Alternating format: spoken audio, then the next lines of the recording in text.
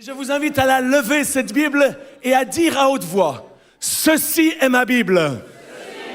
Je suis ce qu'elle dit que je suis. J'ai ce qu'elle dit que j'ai. Et je peux faire ce qu'elle dit que je peux faire.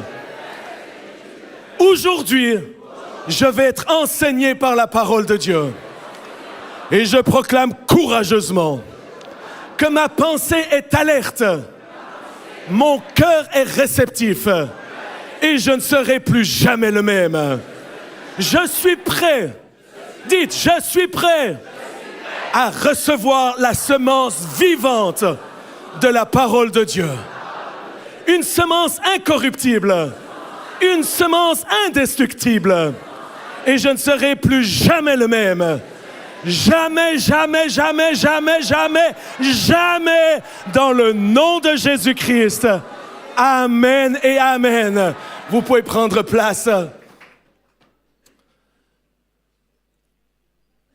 Nous avons débuté avec une première session où je vous ai parlé de cette importance pour accueillir le feu du réveil, à savoir de bâtir un autel. Pour ceux qui n'étaient pas là à la première session, et c'est important aussi, cette école, c'est pas à la carte. On veut construire ensemble, apprendre, grandir ensemble. Donc, n'allez pas comme des pics-assiettes, prendre ce qui vous fait plaisir, parce que vous risquez de manquer ce qui est peut-être essentiel pour vous.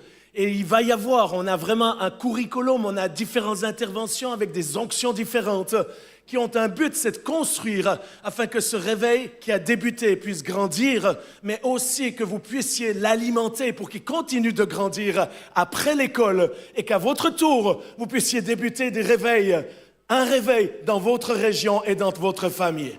Et une des clés qui d'ailleurs a fait le buzz, je remercie les équipes techniques, je viens de débuter un compte TikTok. Je ne pensais pas associer. Il y a 20 ans, je ne pensais pas ouvrir un Facebook, mais que j'ai vu mes gamins faire ceci, j'ai dit, il faut que je me mette à la page et je veux voir qu'est-ce que c'est. Facebook, j'y suis toujours, mais c'est déjà un peu vieux jeu. Ensuite, je me suis mis à Instagram. Je suis présent. Là, si vous voulez voir ce qui se passe, allez dessus tous les jours, je poste, je mets les stories, même les choses qui ne sont pas forcément dans les églises. Et puis récemment, mon équipe m'a dit, Jean-Luc, il faut être sur TikTok.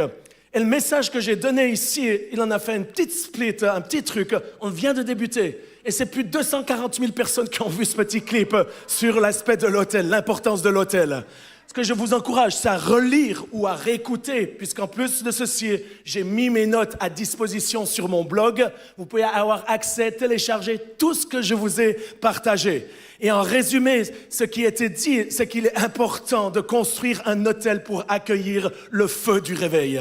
Et on avait pris l'exemple de Moïse qui disait « Seigneur, si ta présence ne nous accompagne pas, nous ne bougerons pas ». Et surtout, on a pris l'histoire d'Élie, dont d'ailleurs aujourd'hui je vais continuer, alors qu'il était sur le mont Carmel, en face de Jézabel, d'Achab, de ces puissances diaboliques, de ces faux prophètes, de Baal et des autres idoles. C'est là qu'il a construit deux autels. Un autel public et un autel privé. Et c'était un lieu de démonstration, mais aussi un lieu de détermination. Un lieu d'une foi odieuse, mais aussi un lieu de persévérance fidèle. Et cet autel, et c'est ce que je redis aujourd'hui, c'est pas juste il y a un mois, mais c'est quelque chose qui doit être construit d'une façon continuelle dans nos vies, d'une façon privée et publique. Un autel, c'est ce lieu de sacrifice. Pour voir le réveil, c'est pas des enfants gâtés qui sont derrière Netflix à boire des bières et manger des chips et critiquer ce qui se fait. Mais le lieu du sacrifice, cet autel du lieu de sacrifice, c'est abandonner sa chair, crucifier sa chair et payer un prix pour voir la gloire de Dieu se manifester.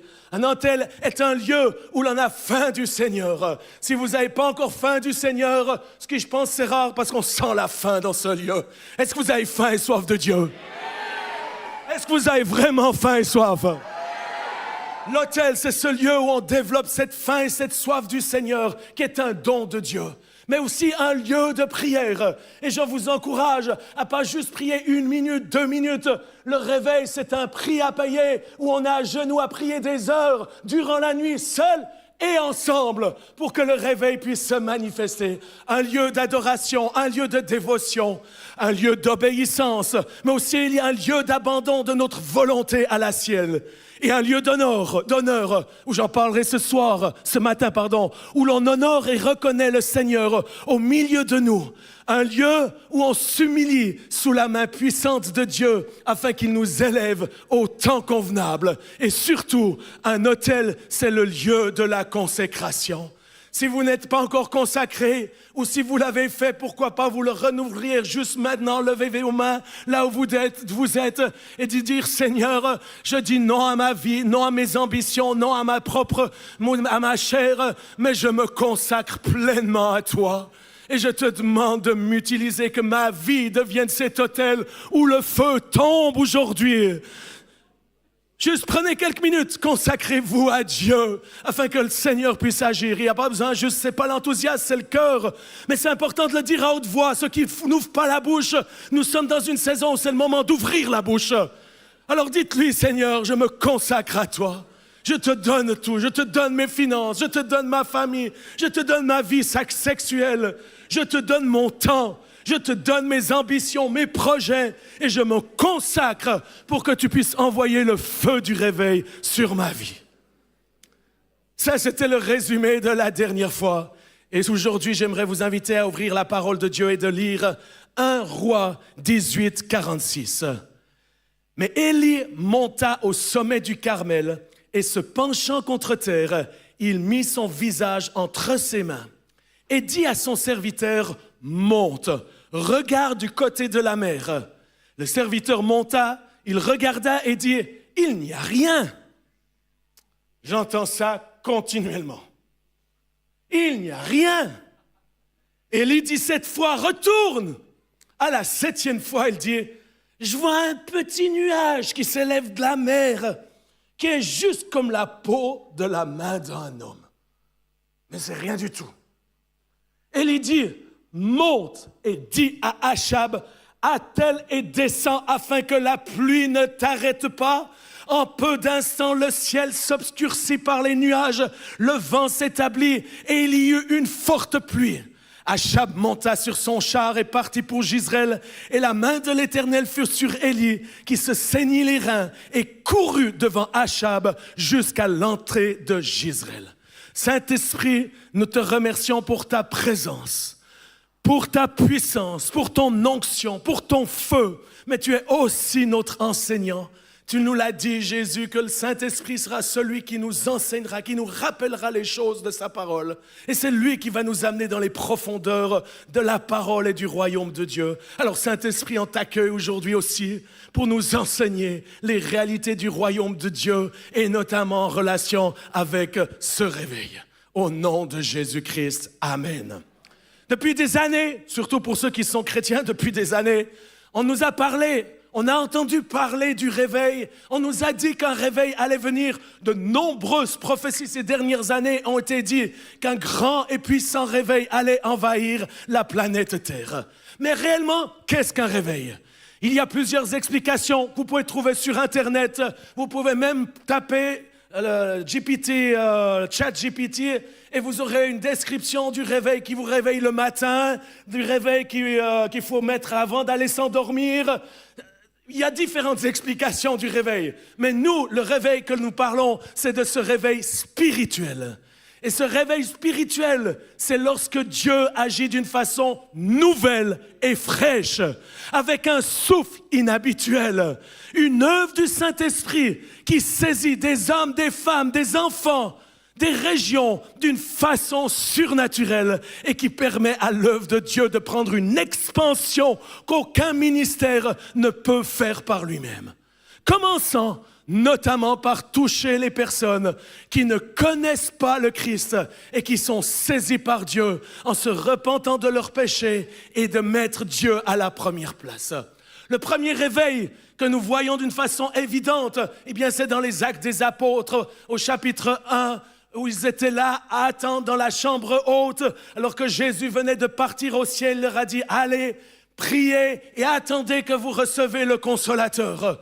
Et alors qu'ils étaient dans l'unité, Pas dans la division ou la discussion théologique, mais dans la prière et dans l'unité. Chers amis, une des clés pour cette génération, c'est qu'on laisse tomber de côté nos discussions vaines et inutiles. Et qu'on vaille à la pied de la croix et commence à crier à Dieu dans l'unité. Parce que celui qui nous unit, c'est pas la théologie et nos doctrines. Ce qui nous unit, c'est le Christ ressuscité. Et il est là aujourd'hui, et c'est ce que nous allons faire aujourd'hui. Nous allons plier le genou, crier à Dieu pour un réveil, pour un vrai réveil. Et alors qu'ils étaient dans cette chambre haute, tout d'un coup, la Bible dit tout d'un coup, un souffle violent est venu. Des flammes de feu sont apparues sur les disciples. Et ils ont commencé à prêcher l'évangile et en quelques heures, plus de 3000 personnes se convertirent vers le Seigneur pour ensuite partir dans les villes, les villages pour annoncer l'évangile. Et ce genre d'effusion du Saint-Esprit a pris place durant l'histoire sous différentes formes, à travers les prédications d'hommes courageux tels que Finney ou Wesley qui prêchaient l'évangile à des multitudes, à des endroits même où la police était appelée parce que les gens étaient tellement dans le désespoir et tellement dans le désespoir qu'ils étaient sous le péché, ils voulaient se repentir et ils ne savaient pas comment le faire. Et ils appelaient ces hommes et femmes de Dieu qui leur prêchaient l'évangile.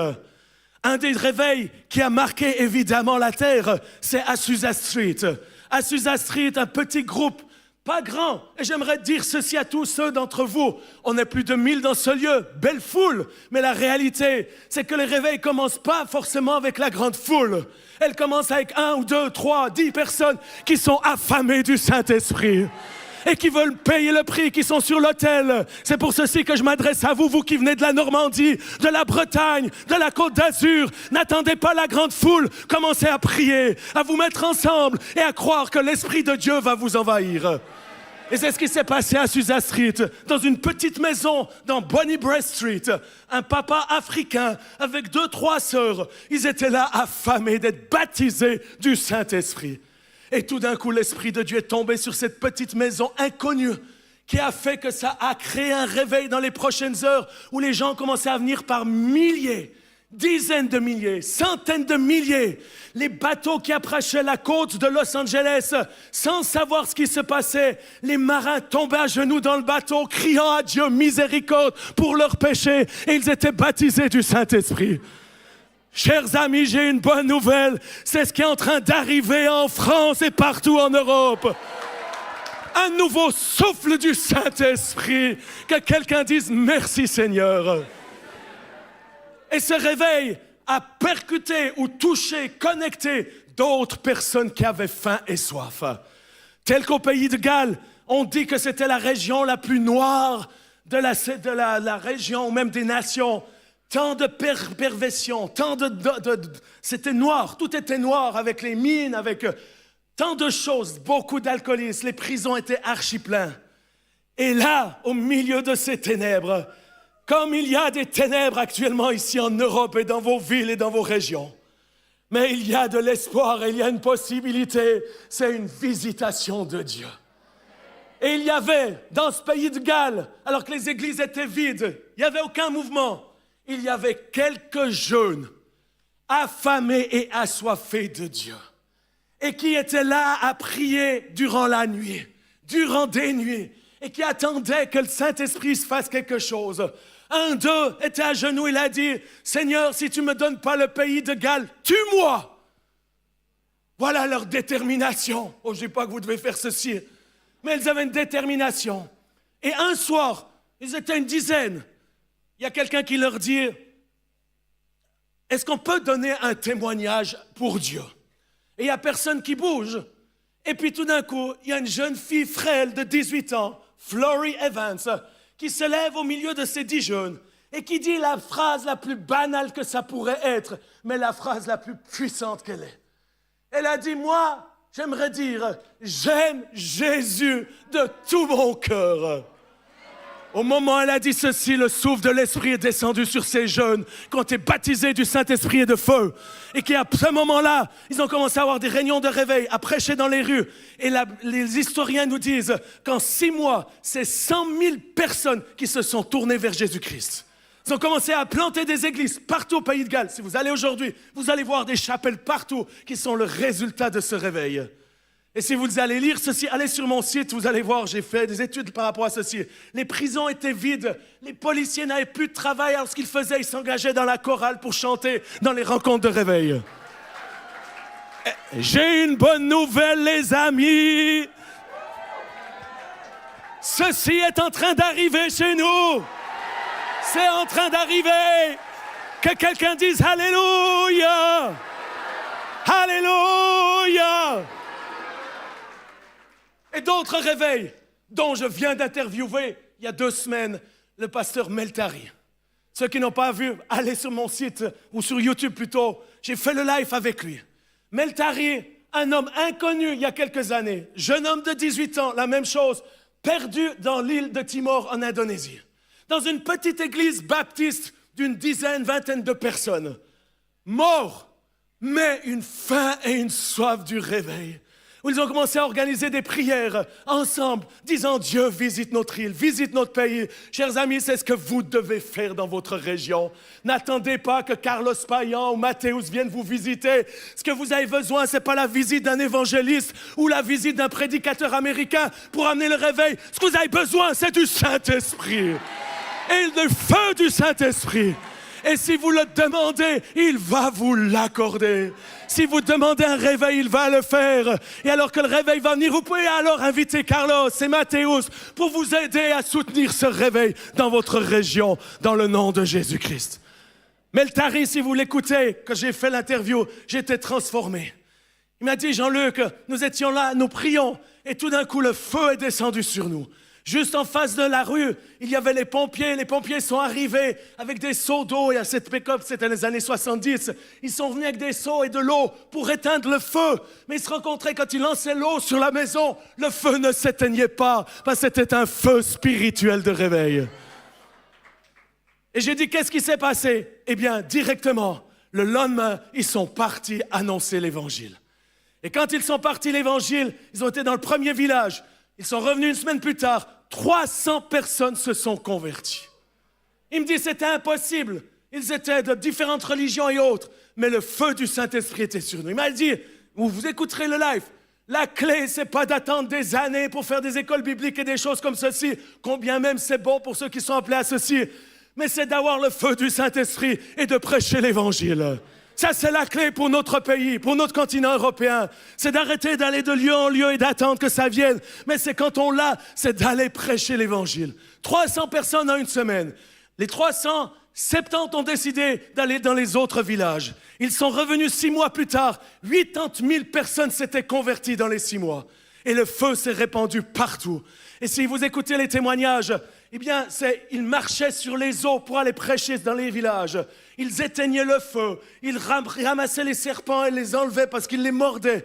Du miraculeux. Et on lui disait, mais comment tu vivais ceci? Il me dit, tu sais, c'est pas ça qui nous intéressait. C'est pas le feu, c'est pas les manifestations des signes et prodiges, combien même il se passait. Mais c'est nous voulions voir Jésus se manifester. Et j'aimerais vous encourager à développer cette faim et cette soif. Et c'est la bonne nouvelle, c'est que nous sommes en train de vivre la réalisation de la prophétie d'Ésaïe. C'est qu'en ce jour, les ténèbres sont en train d'envahir la planète Terre. Mais au même titre, la Bible dit que la gloire de Dieu va se lever.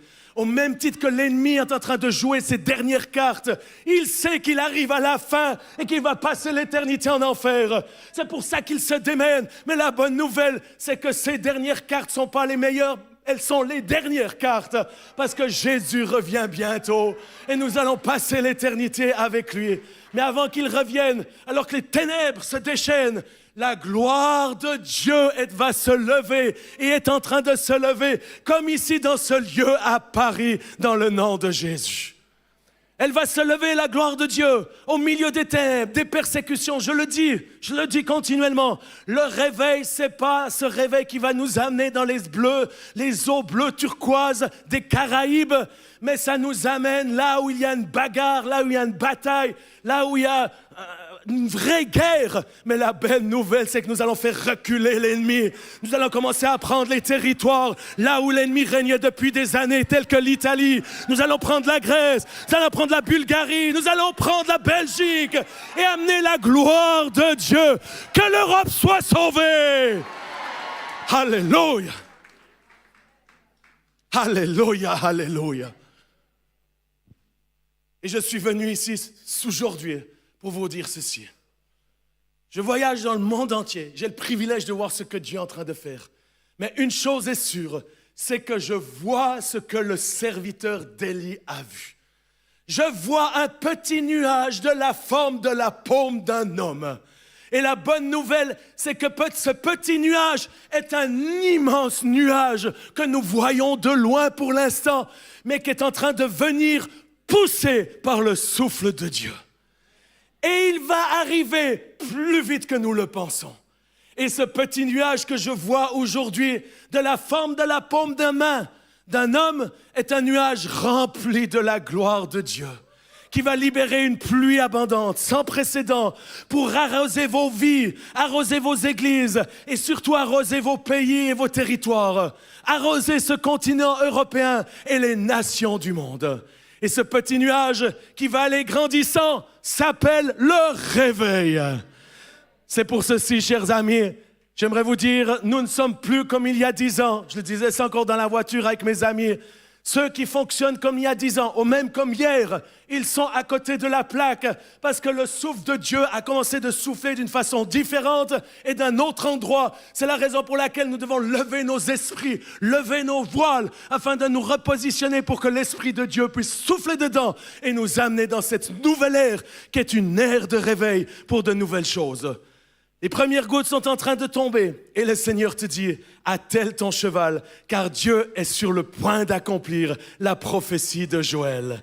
Dans les derniers jours, dit Dieu, je répandrai mon esprit sur toute chair. Et toute chair, ça veut dire vos familles, vos enfants, vos voisins, votre région. Je répandrai mon esprit sur toute chair. Alléluia, alléluia.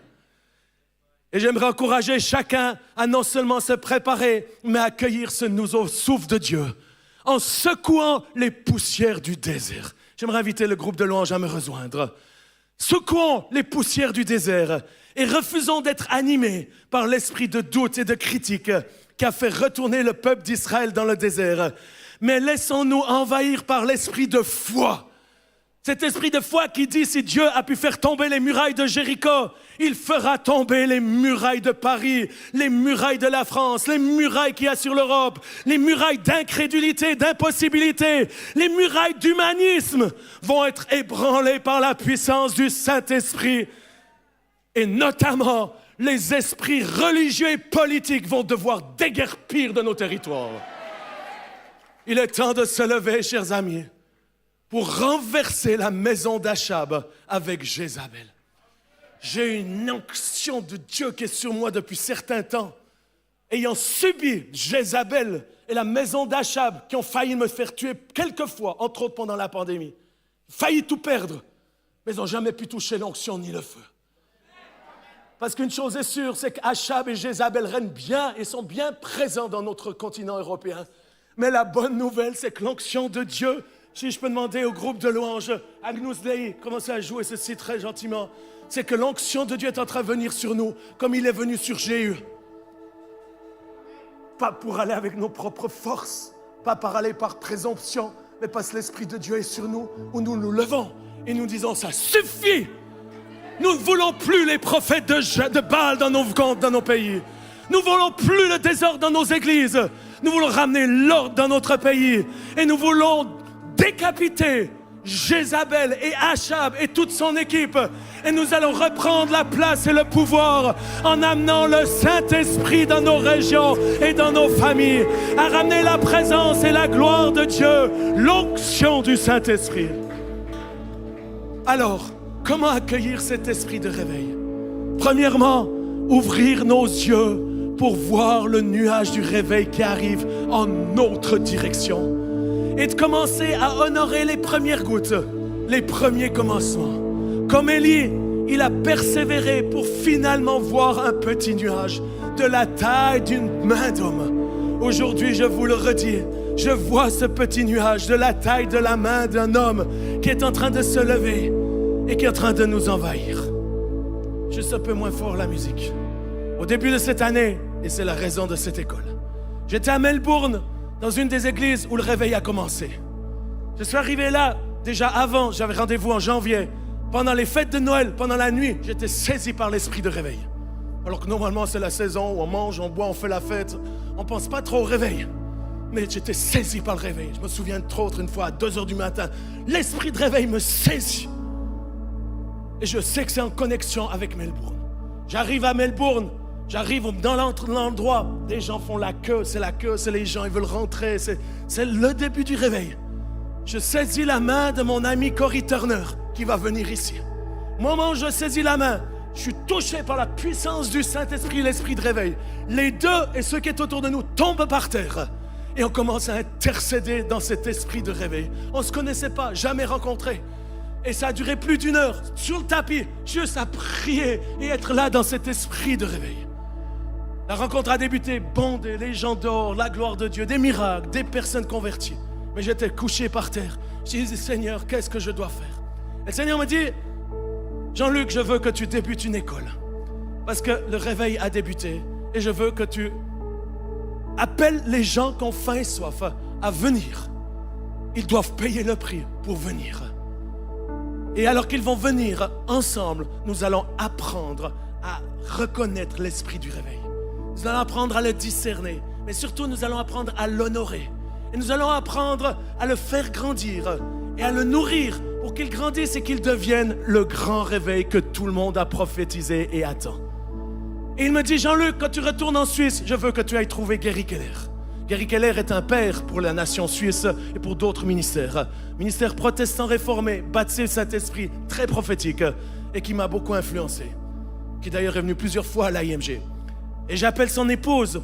J'ai dit, Lilo, j'aimerais voir Gary. Il me dit non, on ne prend plus de visite. J'ai dit Lilo, je dois voir Gary. Seigneur m'a dit qu'il va le reprendre dans quelques jours. Je dois le voir avant qu'il parte au ciel. C'est comme ça que j'ai fait. Il m'a dit ok, viens. On était avec Lucas. Lucas était avec moi. On est arrivé dans cette maison. La gloire de Dieu était là. On a commencé à parler de différentes choses. J'ai dit Gary, parle-moi du ciel. Puis il était sur la retenue. J'ai dit Gary, je comprends que tu ne veux pas parler de ces choses des fois. Moi-même, j'ai été quelques fois au ciel. C'est des choses tellement précieuses que je ne le partage à personne. Mais j'ai dit, Gary, je suis venu ici parce que je dois entendre quelque chose. Dieu m'a dit de venir ici. Il me dit, Jean-Luc, et il commence à pleurer. Et Lilo, son épouse, il dit, Gary, tu dois parler à Jean-Luc du réveil. Parle-lui du réveil. Et là, il pleure. Il me dit, Jean-Luc, j'ai été au ciel ces derniers temps. Et je suis arrivé. Et j'ai vu Jésus, pas assis, mais debout. Il était debout. Avec une jarre, une cruche, une jarre on dit en français, une jarre, une grande jarre, et dedans il y avait du feu liquide pour le réveil sur les nations. Et je l'ai vu qui commençait à verser les premières gouttes sur les nations de la terre. Et il pleurait, il me dit Jean-Luc, le réveil est en train d'arriver cette fois. Ce grand réveil est là, il a commencé. Et moi je pleurais, je disais Gary, qu'est-ce qu'on doit faire? Il me dit Jean-Luc, dis au peuple qu'ils doivent être comme Simeon. Et j'ai dit, ça veut dire quoi, Gary? Il me dit, tu vois, Simeon, c'est lui qui a accueilli le bébé Jésus. Il l'a accueilli quand il était bébé, il l'a reconnu, il l'a honoré, il l'a béni. Mais il aurait pu faire comme la plupart des chrétiens font, et comme peut-être je l'ai fait aussi, et je me suis repenti depuis. Parce que c'est un petit, c'est un bébé, on néglige, on méprise. Et ce que le Seigneur m'a dit, plusieurs fois, j'ai voulu envoyer le réveil. Il a été stoppé par les chrétiens qui ont maudit ces petits commencements. Il m'a dit, dis aux chrétiens, dis au peuple de pouvoir accueillir le bébé. Qui n'était pas le grand Jésus sauveur puissant comme on connaît. Mais le petit Jésus, qui probablement, et que ça l'était le cas puisqu'il était Dieu et homme. Il pleurait, il faisait sûrement caca, il fallait le changer. Il perturbait la famille pendant la nuit parce qu'il pleurait, c'était un bébé. Mais ils l'ont accueilli et ils en ont pris soin. Et lui ont permis au bébé Jésus de grandir pour arriver ce grand Jésus qui a sauvé l'humanité et qui est le Seigneur des Seigneurs, le Roi des Rois, le Dieu Tout-Puissant. Eh bien, c'est la même chose pour le réveil. C'est pour ça que nous avons cette école. C'est pour honorer les premières gouttes qui sont les choses précieuses. Certains vont dire, mais c'est juste une petite paume, un nuage, la paume de la main. J'aimerais vous dire, ça fait des années que j'attends de voir cette paume de la main. Maintenant que je la vois, je suis enthousiaste et je suis là avec foi et je me prépare parce que ce nuage est en train d'arriver et il va arriver, il va arriver et il va déverser la gloire de Dieu sur les nations, sur ma famille, sur ma région. Et je vais voir ce que je prie depuis des années. Des millions et des millions de personnes ici en Europe se tourner vers Jésus-Christ. Des églises remplies, archibondées, et où nous implanterons des nouvelles églises parce que le réveil va prendre place. Ce matin, j'aimerais vous inviter à ouvrir vos yeux, à demander peut-être pardon à Dieu d'avoir critiqué les petites choses. Mais je sais une chose, si vous êtes ici, c'est parce que vous avez faim et soif et vous croyez à ceci. Eh bien, je vous invite à honorer ceci. Deuxièmement, j'avais terminé rapidement, c'est d'avoir faim et soif. L'un des plus grands cadeaux de Dieu, c'est la faim et la soif. Et que ce que je vois dans le monde entier, là où ça bouge, c'est là où il y a la faim et la soif. La réalité, c'est que c'est essentiellement vers les jeunes. La génération Z, telle que mon fils qui est là, c'est cette génération que je vois partout dans le monde, qui se rassemble par milliers et qui sont affamés, assoiffés, non pas de la religion, non pas de ces trucs-là, mais qui ont faim et soif du réel, qui ont faim et soif de Dieu, qui veulent le Saint-Esprit. Mais j'ai une bonne nouvelle, c'est que la faim et soif n'est pas déterminée d'après l'âge naturel, mais elle est déterminée d'après ce que vous avez décidé. Et j'ai vu des gens qui ont 80 ans, 90 ans, qui ont plus faim et soif que des jeunes de 20 ans. Et si vous êtes là et que vous avez faim et soif, eh bien c'est le moment de développer ceci. C'est probablement le cadeau le plus précieux que vous pouvez avoir. Parce que c'est la faim et la soif qui attire l'esprit de réveil. C'est la faim et la soif qui attire la présence et la gloire de Dieu. Et je vous encourage, chers amis, à développer cette faim et cette soif, entre autres en coupant les vivres de ce qui ne permet plus d'avoir faim et soif. Entre autres, c'est le temps de faire de nouveau des jeûnes. Début de l'année, nous allons organiser avec l'école et avec des milliers de personnes dans le monde une saison de jeûne. Et jeûne pas de Facebook et de chocolat, mais des vrais jeûnes à l'eau, sans rien. Jeûner comme Jésus jeûnait, en étant radical, pas à moitié, mais radical, où nous voulons voir la gloire de Dieu. Et j'ai une bonne nouvelle, vous n'avez pas besoin d'attendre notre programme pour commencer à jeûner. Vous pouvez le faire dès aujourd'hui. Et ça permettra à quelqu'un d'autre de manger votre sandwich. Troisième point, s'humilier sous la main puissante de Dieu afin de nous élever.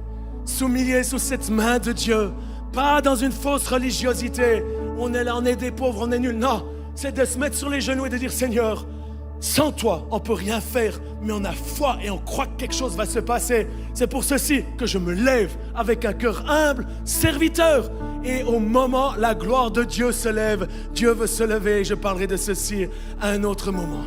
Et ce réveil, et ça sera un sujet pour une des prochaines fois, c'est que ce réveil est lié directement au retour de Jésus-Christ et la grande commission. À savoir que l'Esprit et l'épouse disent, viens. Et celui qui entend dise, viens. J'aimerais vous inviter à vous lever. Il y a une relation très étrange entre ce qui est en train de se passer et la venue de Jésus qui va être rapide. Jésus revient bientôt. Et ceux qui connaissent l'Esprit, parce que l'Esprit de réveil, c'est le Saint-Esprit. Et il y a quelque chose qui est lié. Quand les gens ont faim et soif, ils commencent à se connecter au Saint-Esprit. Et le corps, ensemble, aujourd'hui, a une chose qu'il dit, viens. Et que celui qui entend dise, viens. Et que celui qui a soif, vienne. Et que celui qui veut, prenne de l'eau de la vie gratuitement. Si aujourd'hui vous avez faim et soif et voulez que Jésus revienne, mais qu'il y ait ce réveil qui vienne, pour ceux qui le souhaitent, ce n'est pas une obligation, vous pouvez venir à l'avant sur vos genoux et de commencer à crier à Dieu, d'être ces autels pour que le feu de Dieu puisse venir sur vous. Mais également, venez simplement devant ceux qui le veulent, ne soyez pas timides, c'est une école où vous pouvez être qui vous êtes. Mettez-vous à genoux et commencez à crier à Dieu, afin que l'Esprit de Dieu vienne et que vous puissiez dire avec l'Esprit, dites-lui, viens. Dites-lui, viens, ne te faites pas du soaking, c'est pas le soaking là devant. C'est de commencer à crier avec l'Esprit de Dieu et de dire, viens Seigneur, viens. L'Esprit et l'épouse disent, viens. Dites-lui, viens Seigneur, viens. Viens Jésus-Christ, reviens Maranatha. Viens nous sauver, viens sauver notre pays. Et que nous puissions dire que ce réveil puisse venir. Parce que l'esprit du réveil, chers amis, c'est le Saint-Esprit. Et j'aimerais vous inviter à lever vos mains et à commencer à être remplis du Saint-Esprit et de cet esprit de réveil. Laissez-vous remplir par cet esprit de réveil. Alors que vous criez à Dieu, ne soyez pas juste spectateurs.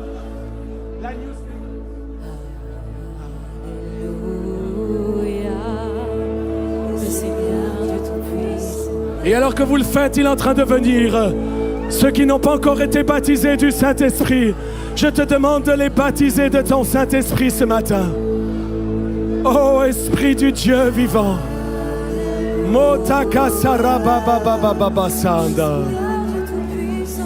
Baptise de ton Saint-Esprit ce matin.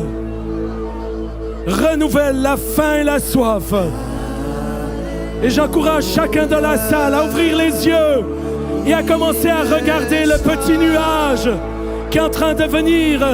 Et je vous invite à l'honorer parce que c'est un nuage qui est envoyé du ciel, un nuage de réveil, un nuage de gloire. Tournez-vous vers ce réveil, tournez-vous vers l'Esprit de Dieu et regardez le nuage, il est en train d'arriver sur vos vies. Il est en train d'arriver sur vos vies maintenant. Le nuage de réveil, le nuage de la gloire de Dieu. Et les premières gouttes sont en train de tomber sur vos têtes. Les premières gouttes sont en train de tomber sur vos familles. Ce sont des gouttes de réveil, des gouttes du feu de Dieu. Que le feu du Saint-Esprit descende sur vos vies. La jarre que Jésus a dans la main, c'est une jarre du Saint-Esprit où il y a un feu liquide.